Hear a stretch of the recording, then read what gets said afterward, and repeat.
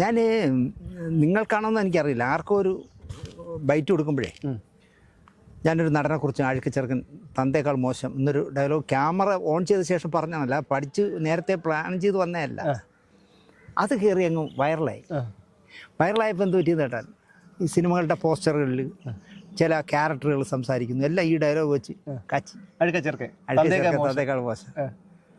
അപ്പോൾ എന്നെ ഒരു ദിവസം നാദിർഷ വിളിക്കുന്നു, വിശേഷങ്ങളൊക്കെ പറഞ്ഞ ശേഷം എൻ്റെ ചോദിച്ചു, ചേട്ടാ ഞാൻ മാജിക് മഷ്റൂം എന്നൊരു പടം ചെയ്തു, അതിലൊരു ഗസ്റ്റ് വേഷമുണ്ട് ചേട്ടാ, ഒരു സീനേ ഉള്ളൂ, ചേട്ടൻ വന്ന് ചെയ്യും. ഞാൻ പറഞ്ഞു വേറെ പണിയില്ല നാദിർഷ, അത് വേണ്ട, അത് ശരിയാവില്ല.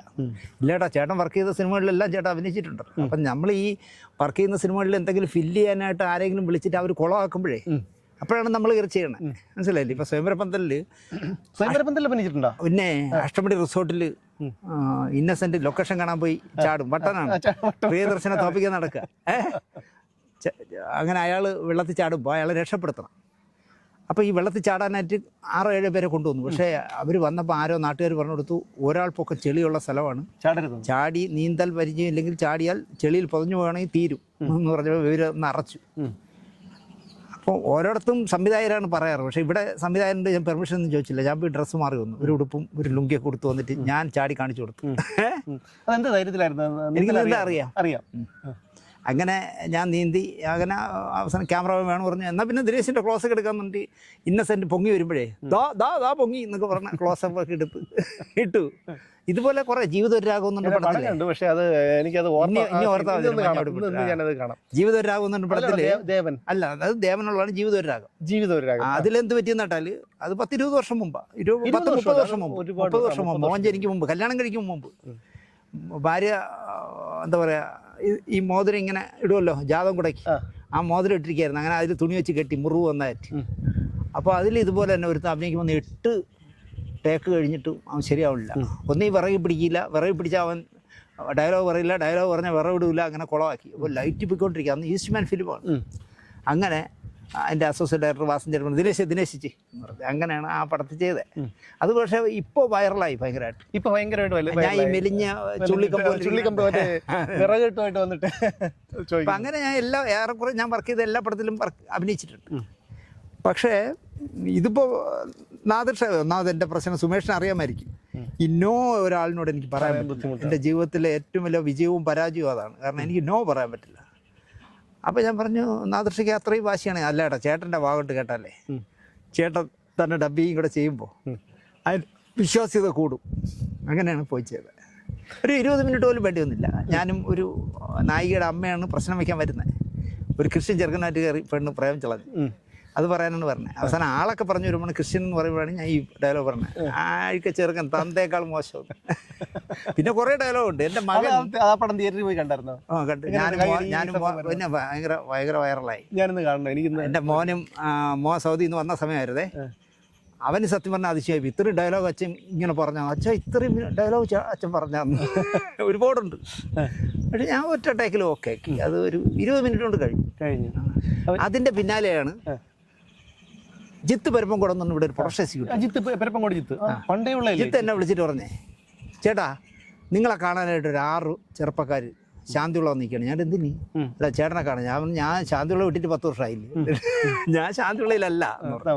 അയ്യോ പിന്നെ എവിടെ? ഞാൻ വട്ടർക്കാവില്ല, തിട്ടമംഗലത്താണ്. എന്ത് കാര്യം? അല്ല അത് അവർ പറയും. ഞാൻ പറഞ്ഞാൽ ഒരു കാര്യം, അവരുടെ പൂജപ്പര മൈതാനി വരാൻ പറഞ്ഞു, പൂജപ്പര മണ്ഡപത്തിൽ വരാൻ പറഞ്ഞു.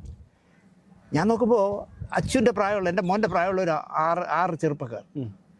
അവരെ പരിചയപ്പെട്ടു. ഒരാൾ പറഞ്ഞു, ഞാനാണ് സ്ക്രിപ്റ്റ് എഴുതുന്നത്, ഞാനാണ് ആർട്ട് ഡയറക്ടർ, ഞാനാണ് അസോസിയേറ്റ് ഡയറക്ടർ. സംവിധായകമില്ല. ഞാനിട്ട് എന്ത് വന്നേ, അതിങ്ങനെ ഞങ്ങളൊരു പടം ചെയ്യുന്നു, ബേസിൽ പ്രൊഡ്യൂസ് ചെയ്യുന്ന പടമാണ്. ടൊവിനോ തോമസും വിനീത് ശ്രീനിവാസനും ബേസിലും, പിന്നെ ഇപ്പോൾ സർവ്വം മായ എന്ന് പറഞ്ഞ പടത്തിലെ നായികക്കുട്ടി ഉള്ള പടമാണ്. ഒരു കോളേജ് പശ്ചാത്തലത്തിലാണ്. അതിലൊരു കോളേജ് അധ്യാപകൻ്റെ വേഷം ചെയ്യാൻ പറ്റുമോ എന്ന് ചോദിക്കാനാണ്. ഞാൻ ആദ്യം തന്നെ പറഞ്ഞു, അഴുക്ക ചെറുക്കൻ തന്തേക്കാൾ മോശം എന്നുള്ള ഡയലോഗ് ഉണ്ടെങ്കിൽ പുള്ളിക്കണ്ട, ചെയ്യില്ല. അല്ല അത് ചെയ്യില്ല, അത് നാദൃശ്ശേര പടത്തോടെ കഴിഞ്ഞു. ഇല്ലേട്ടാ അതില്ല എന്ന് പറഞ്ഞു. ശരി ഞാൻ വരാം എന്ന് പറഞ്ഞു. അങ്ങനെ സംഭവം കഴിഞ്ഞു. ഒരു ഡേറ്റ് വിളിച്ചു പറഞ്ഞു, 18-ാം തീയതി തുടങ്ങും, ചേട്ടനെ വെച്ചാണ് തുടങ്ങുന്നത് കോളേജിൽ, 18-ാം തീയതി എത്തണം. ഞങ്ങളോ എത്താമെന്ന് പറഞ്ഞു. അപ്പോൾ അതിൻ്റെ പ്രകൃതി എന്ന് പറഞ്ഞാൽ എൻ്റെ കോസ്റ്റ്യൂമർ വിളിച്ചു, പെൺകുട്ടി. അവൾക്ക് ഞാൻ എൻ്റെ സീരിയലിൻ്റെ കോസ്റ്റ്യൂമറെ അടുത്ത് നിന്ന് നമ്മൾ അളവൊക്കെ എടുത്ത് ഷൂവിൻ്റെ അളവും മറ്റേ മറിച്ചത് എല്ലാം എടുത്ത് അയച്ചു കൊടുത്തു. അപ്പോൾ ഞാൻ ചോദിച്ചു ഷൂ വേണോ, ഇൻ ചെയ്യണോ എന്നൊക്കെ ചോദിച്ചു. ഇല്ലെന്നേ, ഞാൻ പറഞ്ഞു Narendra Prasad sir, professor M Kishan Nair sir എല്ലാവരും മുണ്ടാണ് എടുത്തിരുന്നു. ON കുറുപ്പ് സാറ് അല്ല ഇത് എഞ്ചിനീയറിംഗ് കോളേജല്ലേ. ഞാൻ പറഞ്ഞു ആയിക്കോട്ടെ എന്ന് അളവൊക്കെ അയച്ചു കൊടുത്തു. 18-ാം തീയതി ഷൂട്ടിങ്. 17-ാം തീയതി കമൽ ഒരു പെൺകുട്ടി കൊണ്ടൊരു പോക്സോ കേസ് കൊടുപ്പിച്ചല്ലോ നെടുമങ്ങാട് കോടതി ഫാസ്റ്റ് ട്രാക്കിൽ. അവിടെ 17-ാം തീയതി ചെന്ന് ഞാൻ ഉച്ചയായപ്പം ജഡ്ജി പറയാണ് വാദം നാളെയും തുടരും. അതായത് ഷൂട്ടിങ്ങിൻ്റെ ദിവസം ഇന്ന് പോകാനുള്ള ട്രെയിൻ ടിക്കറ്റ് എല്ലാം അയച്ചു തന്നിരിക്കുക. ഈ പോക്സോ ആയതുകൊണ്ടേ നമ്മൾ പ്രതിപട്ടി നിൽക്കുമ്പോൾ നമ്മൾ അവർ അങ്ങനെ കാണുള്ളൂ. ഞാൻ പഠിച്ച പണി പറഞ്ഞിട്ട് നോക്കി, അമ്മ ജാവാൻ കിടക്കണം എന്നൊക്കെ പറഞ്ഞു നോക്കി, ലീവ് തരില്ല. ഞാൻ അവരെ വിളിച്ച് പറഞ്ഞു ഒരു തരത്തിലും വരാക്കില്ല. അയ്യോ ചേട്ടാ ഈ വൈകിയ വേളയിൽ പറഞ്ഞ നാളെ രാവിലെ 10,500 കുട്ടികളൊക്കെ പങ്കെടുക്കുന്ന കോളേജ് സീനാണ്. ഞാൻ അതൊന്നും പറഞ്ഞിട്ട് കാര്യമില്ല, ജാഗ്രതായി പോകും, അതുകൊണ്ട് ഞാൻ വരില്ല, ഞാൻ ഒഴിവാക്കി. അപ്പോൾ ഈ പരിശുദ്ധ ഖുർആനിൽ പറയുന്നുണ്ട് ഓരോ ധാന്യമണിയിലും അത് ആര് ഭക്ഷിക്കണമെന്ന് എഴുതിയിട്ടുണ്ട്. ആ ആളിനെ അത് ഭക്ഷിക്കാൻ പറ്റും. ഏത് റൂട്ടിൽ കൂടെ കറങ്ങിയാലും അവിടെ വരും. ഇപ്പോൾ അല്ലിയാമ്പൽ കടവിൽ അരയ്ക്ക് വെള്ളം എന്നുള്ള പാട്ട് KP ഉദയഭാനുമാണ് പാടേണ്ടിയിരുന്നത്. 4 തവണ മാറ്റി വെച്ചു. അങ്ങനെ പനിയായപ്പോൾ മാറ്റി, എന്തൊക്കെയോ പ്രശ്നങ്ങളുണ്ട്, 4 തവണ മാറ്റി. 4ാമത്തെ തവണ അവർ തീരുമാനം എടുത്ത് നമുക്ക് ദാസേട്ടനെ കൊണ്ട് പഠിപ്പിക്കും, യേശുദാസിനെ കൊണ്ട് പഠിപ്പിക്കാം. ജലദോഷമായിരുന്നു. അപ്പോൾ ദാസേട്ടൻ പറഞ്ഞു ഞാൻ പാടില്ല, ഉദയഭാനു ചേട്ടൻ പാടേണ്ട പാട്ട് ഞാൻ പാടില്ല. തുടക്കകാലമല്ലേ. അവസാനം ഉദയഭാനു വിളിച്ചു പറഞ്ഞു ദാസപ്പ അതൊന്ന് പാടിക്കൊടുന്നു. അപ്പോൾ ആ പാട്ട് യേശുദാസിന് വിധിച്ചതാണ്. കാരണം യേശുദാസിൻ്റെ ഏറ്റവും നല്ല 25 പാട്ടെടുത്താൽ അതിലൊന്നും അതാണ് എന്ന് പറഞ്ഞ പോലെ ഞാൻ ആ വേഷം പോയി അങ്ങ് വിട്ടു. ഒരു 8-10 ദിവസം കഴിഞ്ഞ് വീണ്ടും വിളിക്കുന്നു, ചേട്ടാ അന്ന് ആ സീൻ ഞങ്ങൾ എടുത്തില്ല, ഡയറക്ടർക്ക് ഒരേ വാശി ചേട്ടനെ കൊണ്ട് തന്നെ ചെയ്യിക്കണം. അങ്ങനെയാണ് ഞാൻ പോയത്. 5 ഷെഡ്യൂളായിട്ട് ഞാൻ എനിക്ക് തോന്നുന്നു ഒരു 10-18 ദിവസം വർക്ക് ചെയ്തു. വലിയ വേഷമാണ്. ബേസിലിനെ വിരട്ടുന്ന ഒരു ക്യാരക്ടർ. ബേസിലൊരു പാവ, ഒരുപാട് സ്വപ്നങ്ങൾ കൊണ്ട് നടക്കുന്ന ഒരു പയ്യൻ, അവൻ അംഗീകരിക്കാത്ത ഒരു ബോറൻ അധ്യാപകൻ. എവിടെ വെച്ച് കണ്ടാലും ലെഫ്റ്റ് റൈറ്റ് അടിക്കും. അപ്പോൾ എനിക്ക് അഭിനയിക്കേണ്ടി വന്നില്ല കേട്ടോ, ഞാൻ ജീവിക്കായിരുന്നു. നല്ല വേഷം. ഒരു 14-ാം തീയതി റിലീസാവും. മെയ് 14 ഓണത്തിനാണ് ആദ്യം വെച്ചത്, പിന്നെ മെയ് 14 ആക്കി. മെയ് 14 റിലീസ് ചെയ്യും. തീർച്ചയായിട്ടും കേരളത്തിലെ പ്രേക്ഷകർ ആ പടം ഏറ്റെടുക്കുന്നുള്ളൊരു ഉറപ്പാണ്. ഭയങ്കര രസകരമായ പടം. കാരണം ടൊവിനോയുടെയൊക്കെ അസൽ വേഷ, വിനീത് ശ്രീനിവാസൻ എല്ലാം നല്ല ടീമുകളാണ്. അപ്പോൾ അതിൽ നന്ദകുമാർ എന്ന് പറഞ്ഞ ഒരു അധ്യാപകനായിട്ട് നോട്ടബിളായൊരു വേഷം ചെയ്തു. ആദ്യമായിട്ടാണ് ക്യാരക്ടറിൻ്റെ പേരുള്ള വേഷം ചെയ്യുന്നത്. എന്തായാലും അത് ഇനി മലയാള സിനിമയിൽ ഒരുപാട് വേഷങ്ങൾ കിട്ടട്ടെ. വന്നാൽ ചെയ്യും. ഏത് തരം വേഷം എന്നെ വിളിച്ചാൽ. അല്ല, ഒരു പക്ഷേ ചേട്ടൻ ഇപ്പോൾ കുറേ കാലങ്ങളായിട്ട് ഒതുങ്ങി കൂടുന്നുണ്ടല്ലോ. കാരണം ഇപ്പോൾ അവസരങ്ങൾ കിട്ടാത്തുള്ളൂ. ഇപ്പോൾ സീരിയലിലോ ഒക്കെ പല ഇതിലും ചേട്ടനെ ചോദിച്ചിട്ടില്ല, പോയിട്ടില്ല. ഒരു പക്ഷേ എനിക്ക് തോന്നുന്നു ഇനി ഉള്ള മേഖല അഭിനയമായിരിക്കും. അങ്ങനെ എനിക്ക് ദൈവം ചിലപ്പോൾ കരുതി. ആയിക്കോട്ടെ, അതിന് എനിക്ക് തർക്കമൊന്നുമില്ല. കിട്ടുകയാണെങ്കിൽ തീർച്ചയായിട്ടും സീരിയലായാലും സിനിമയായാലും മാന്യമായി എൻ്റെ പെരുമാറുന്ന ഒരു സെറ്റാണെങ്കിൽ ഞാൻ പോകും. ഇപ്പോൾ സത്യം പറഞ്ഞാൽ ഞാൻ അർഹിക്കാത്ത മാന്യതയാണ് ഈ 2 കിട്ടിയത്. ഈ നാദിർഷയുടെ പടം ഞാൻ ചെന്ന് ഇറങ്ങി. ഞാൻ അപ്പോൾ ഇവിടെ മോഹൻ സൗദിയിലായിട്ട് സിന്ധു ഒറ്റയ്ക്ക് വീട്ടിൽ നിൽക്കില്ല. 6 മണി കഴിഞ്ഞാൽ പേടിയാ. കാരണം ഈ പുസ്തക കുമാരത്തിൻ്റെ ഇടയിലല്ലേ കിടക്കാൻ, ഒരു എരി അനങ്ങിയാൽ മതി സിന്ധു പേടിക്കും. അങ്ങനെ സിന്ധു ഞാൻ ഇവിടെ വരുമെന്ന് പറഞ്ഞു.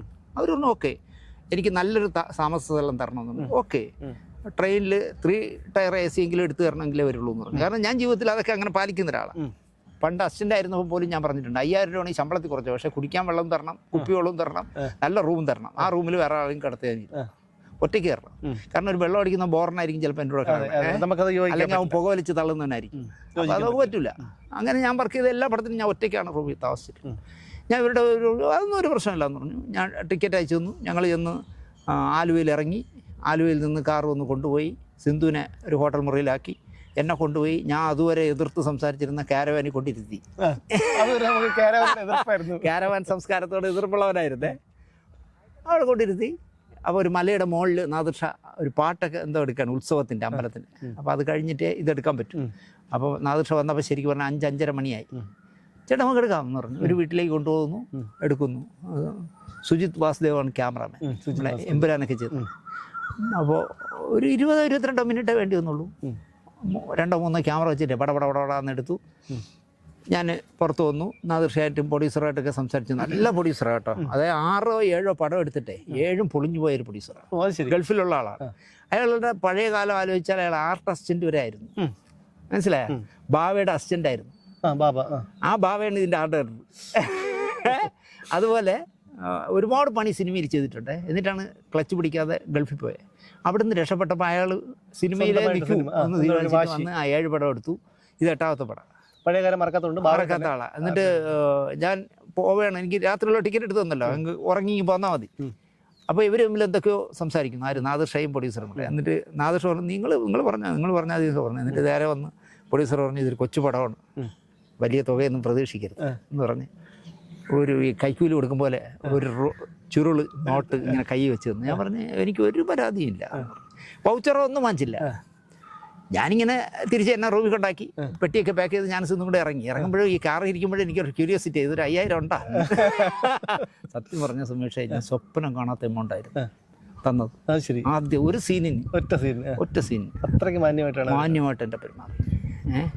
ഞാൻ അയാൾക്ക് ടാക്സിൻ്റെ എന്തെങ്കിലും പ്രശ്നം വരാതിരിക്കണമെന്ന് ഞാൻ എമൗണ്ട് പറയാത്ത. ഞാൻ 5000 രൂപ പ്രതീക്ഷിച്ചു. 5000 രൂപ തന്നാണ് റൂം എല്ലാം തോന്നുന്നു. പക്ഷേ ഞാൻ പ്രതീക്ഷിക്കാത്ത തുക തോന്നും. അതുപോലെ ടോവിൻ്റെ പടത്തിന്, ഈ ബേസിലിൻ്റെ പടത്തിന് പോയപ്പോഴും എന്നോട് ചോദിച്ചേ ഞങ്ങൾ എന്താ ചെയ്യേണ്ടതെന്ന് ചോദിച്ചു. ഞാൻ പറഞ്ഞു അത് നിങ്ങൾ ചെയ്താൽ നിങ്ങൾ എന്ത് ചെയ്യുന്നു അത് തന്നെയാണ്.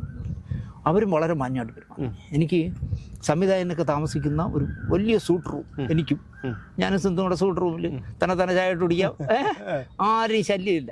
അങ്ങനത്തെ ഒരു സൂട്ട് റൂം തന്ന് താമസിപ്പിച്ചു. ഇതുപോലെ തന്നെ സെറ്റിൽ ചെന്ന കാരവാന് വളരെ മാന്യമായിട്ട്. ആ സംവിധായകനൊക്കെ സമ്മതിക്കണം. പുതിയ പയ്യനാണ്, മിന്നൽ മുരളിയിൽ സ്ക്രിപ്റ്റ് എഴുതിയ ആളുകളിൽ ഒരാളാണ്. അങ്ങനെയുള്ള നമുക്ക് പ്രതീക്ഷ തരുന്ന നിരവധി ചെറുപ്പക്കാർ ഇപ്പോൾ ഈ മേഖലയിലേക്ക് വരുന്നു. ഞാൻ ഈ ന്യൂ ജനറേഷൻ സിനിമാക്കാരെ കുറിച്ച് ഒരുപാട് മോശമായിട്ട് സംസാരിച്ചിട്ടുള്ള ആളാണ്. പക്ഷേ മലയാള സിനിമ പോയി കേട്ടോ, അത് ന്യൂ ജനറേഷൻ്റെ കയ്യിലായി. ഇനി ഇവിടെ ഞാൻ പറയുന്നു, ഈ പുതിയ ജനറേഷനിൽ ഒരു പഴയ സംവിധായകർക്ക് ഇനി സിനിമ ചെയ്യാൻ പറ്റില്ല. അത് വേറൊരു സംസ്കാരത്തിലേക്ക് പോയി. അവർ കൂട്ടുകാരന്മാർ പോലെ അതിൻ്റെ ഒരു പ്രശ്നം എന്ന് പറഞ്ഞു കഴിഞ്ഞാൽ അതിനിടയ്ക്ക്, അതായത് ഈ ഇടക്കാലത്തായിട്ട് കുറച്ച് എന്താണ് ഈ ഡ്രഗ്സ് ഒക്കെ ഉപയോഗിച്ചുകൊണ്ട് ഒരു സമയം ഉണ്ടായിരുന്നു. അപ്പൊ നമ്മൾ തന്നെ ഒരിക്കലും ഇനി മലയാള സിനിമ രക്ഷപ്പെടില്ല. പക്ഷെ ഇത് ആശാവഹമായിട്ട് വളരെ നമുക്ക് നമ്മൾ ഈ പ്രായത്തിൽ ജനിച്ചാൽ മതിയായിരുന്നു തോന്നും കേട്ടോ. സെറ്റിൽ അവരുടെ ഹാർമണിയെ കാണുമ്പോഴേ അവരെല്ലാവരും പറഞ്ഞു കഴിഞ്ഞാൽ അങ്ങനെയല്ലല്ലോ. അസിസ്റ്റന്റ് ബേസിലിന്റെ കൂടെ പ്രൊഡ്യൂസ് ചെയ്യുന്ന ഒരാൾ സമീർ താഹിറാണ് ക്യാമറമാൻ. സമീർ താഹിർ എനിക്ക് സമീർ താഹിറിനെ വർഷങ്ങൾക്ക് മുമ്പ് അറിയാം. മാറ്റയുടെ ഗുരുപൂജയ്ക്ക് ഒരു ക്യാമറാമാൻ കൃഷ്ണൻകുട്ടി സാറിന് ഗുരുപൂജ ചെയ്തത് ഇയാളായിരുന്നു. ഞാൻ അവിടെ ചെന്നു അഭിനയിച്ചുകൊണ്ടിരിക്കുന്നതിനിടയിൽ ഞാൻ ഇങ്ങനെ നടന്നു പോകുമ്പോൾ ഒരു മീശയും താടിയും തലമുടിയൊക്കെ നരച്ചൊരു മനുഷ്യൻ എന്നെ കാണുമ്പോൾ ഒക്കെ പറയും തന്തേക്കാൾ അഴുക്ക ചെറുക്കൻ എന്ന് പറയും. ഞാനൊരു സന്തോഷത്തിന് പറയണല്ലോ എന്ന് ചിരിച്ചോണ്ടങ്ങ് പോകും. കുറേ കഴിഞ്ഞപ്പോൾ പുള്ളിക്ക് മനസ്സിലായത് ഇത് ദിനേശിന് ആളിന് മനസ്സിലായില്ല. ഒരു ദിവസം എന്നെ തടഞ്ഞു നിർത്തിയിട്ട് ചോദിച്ചു എന്നെ അറിയുമോ? ഇല്ല, ഞാനാണ് സമീർ താഹിർ. ഞങ്ങോട്ട് നിങ്ങളിങ്ങനെ അകാല വാർത്തയ്ക്കായ ഇങ്ങനെ ഒരു സിനിമയിലല്ലേ കിടന്ന് കഷ്ടപ്പെടണേ, അങ്ങനെ ആവും. അയ്യോ ഞാൻ ഒട്ടും ഇങ്ങനെ പ്രതീക്ഷിച്ചില്ലാന്ന്. അയാൾ പ്രൊഡ്യൂസർമാരിൽ ഒരാളാണ്. അയാൾ രാവിലെ വന്നാൽ ആ മോണിറ്ററിൻ്റെ മുമ്പ് ഇരിക്കുക ചെയ്യുന്നത് നോക്കിയിട്ട്. അതുപോലെ എനിക്ക് തോന്നിയ ഒരു അതിശയം തരുന്നറിയോ, ഈ ബേസിൽ എന്ന് പറഞ്ഞാൽ അയാൾക്ക് ഗോകുലത്തിൻ്റെ വലിയ വണ്ടി കൊണ്ടിട്ടിട്ടുണ്ട്, പ്രൊഡ്യൂസർ ആണെങ്കിൽ പോലും വലിയ കാരവാൻ. അയാൾ പക്ഷേ രാവിലെ മേക്കപ്പ് ചെയ്ത് കഴിഞ്ഞാലുണ്ടല്ലോ ഈ ക്യാമറയുടെ ഫണ്ടിൽ നിന്ന് മാറിയില്ല, ക്യാമറ അല്ല മോണിറ്ററിന്റെ ഫണ്ടിൽ നിന്ന്. അയാളുടെ ഷോട്ടില്ലെങ്കിൽ അയാൾ അതിൽ തന്നെ നോക്കിക്കൊണ്ടിരിക്കുക മാത്രമല്ല എൻ്റെ സുമേഷേ, നമ്മളൊരു ഷോട്ടിൽ തിരുവനന്തപുരം സ്ലാങ്ങിൽ ഒരു ഡയലോഗ് അടിച്ചു എന്ന് വെച്ചോ, അടിച്ച് അത് ഓക്കെ എന്ന് സംവിധായകൻ മൈക്കിലൂടെ പറഞ്ഞു കഴിഞ്ഞാൽ ഇയാൾ ചാടി എണീറ്റ് കൈയടിക്കും. അപ്പോൾ ഈ 1500 പിള്ളേരും കൈയടിക്കും. അത്രയ്ക്ക് ഒരു പ്രോത്സാഹനം കിട്ടും. ഓയ്യോ എനിക്ക് ആ വേഷം നന്നാക്കാനേ വലിയ ഗുണം ചെയ്തു. അത് മാത്രമല്ല സിനിമയെ ഇത്രയും ഗൗരവമായി കാണുന്നതാണ്. കാരണം അവരൊന്നും മറ്റൊരു ഉദ്ദേശത്തോട് കൂടി വരുന്നവരല്ല. അല്ലെങ്കിൽ പിന്നെ അംഗീകരിക്കുന്നു. അതാണ് ഈ പഴയ ജനറേഷനിൽ എന്നെ അംഗീകരിക്കണമെന്നില്ല. പക്ഷെ അയാൾ കൈയടിച്ചിട്ട് എണീറ്റ് നിന്ന് കൈയടിക്കും. അപ്പോൾ ഈ പിള്ളേർ മുഴുവൻ കൈയടിക്കും. അതെന്നെ ഭയങ്കരമായിട്ട് ഇത് കൂടുതൽ നന്നാക്കണം എന്നെനിക്ക് ഒരു മനസ്സുണ്ടായി. അതുകൊണ്ട് തന്നെ എനിക്ക് തോന്നുന്നു ഈ സനൽകുമാർ എന്ന് പറഞ്ഞ അധ്യാപകൻ നന്നാവാൻ സാധ്യതയുണ്ട്. നന്ദകുമാർ അല്ല സൽകുമാറാണല്ലേ നേരത്തെ നന്ദകുമാർ അല്ല സൽകുമാർ നന്നാവാനാണ് സാധ്യത.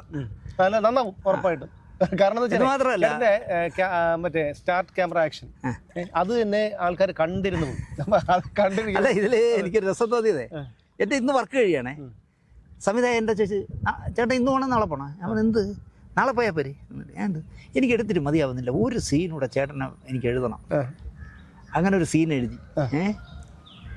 അതിൻ്റെ ബാക്കി ഞാൻ പറയുന്നത് സസ്പെൻസ് പൊളിഞ്ഞു പോകും, അതുകൊണ്ട് പറയുന്നത്. സത്യം പറഞ്ഞാൽ അത് ചെയ്യുമ്പോഴുണ്ടല്ല എനിക്ക് വേണ്ടി അങ്ങനെ ഒരു സീൻ ചെയ്തല്ലോ എന്ന് ഞാൻ ആലോചിച്ചു.